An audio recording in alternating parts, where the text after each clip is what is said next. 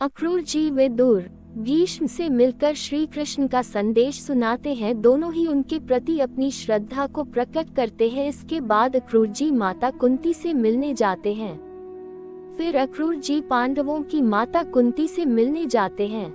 कुंती कहती है कि आज दुर्भाग्यवश मेरी यहाँ कोई नहीं सुनता।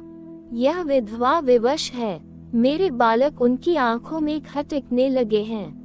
दुर्योधन ने तो एक बार मेरे भीम को विष देकर मार ही दिया था, लेकिन वह बच गया।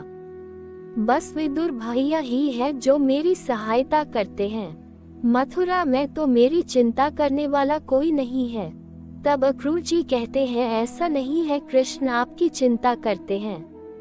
माता कुंती कहती है, कृष्ण वसुदेव जी का पुत्र कृष्ण। अक्रूर जी कहते हैं, हाँ। फिर माता कुंती कहती है कि मैं उनकी बातें तो सुनती रहती हूँ। सुना है कि वे कोई अलौकिक शक्ति वाला बालक है।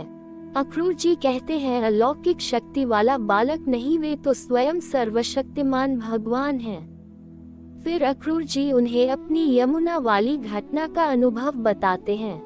फिर अक्रूर जी श्री कृष्ण का संदेश सुनाते हैं। माता कुंती यह सुनकर प्रसन्न हो जाती है।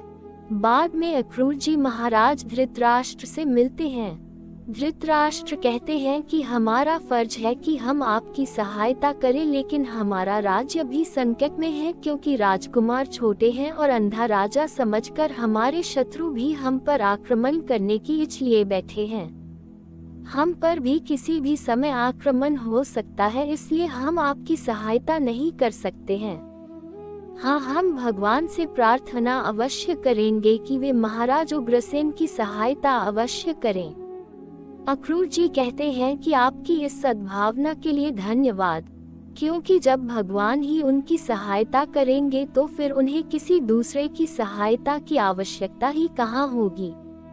महाराज, जाने से पहले मैं आपको वो संदेश सुनाता चाहता हूँ जो श्री कृष्ण ने मुझे दिया है।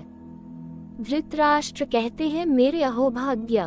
तब अक्रूर जी श्री कृष्ण का संदेश सुनाते हैं। श्री कृष्ण कहते हैं कि हे कुरुनंदन, आप अपने स्वजनों के प्रति समानता का व्यवहार कीजिए और अपनी प्रजा का पालन करें। इसी में आपका कल्याण है महाराज।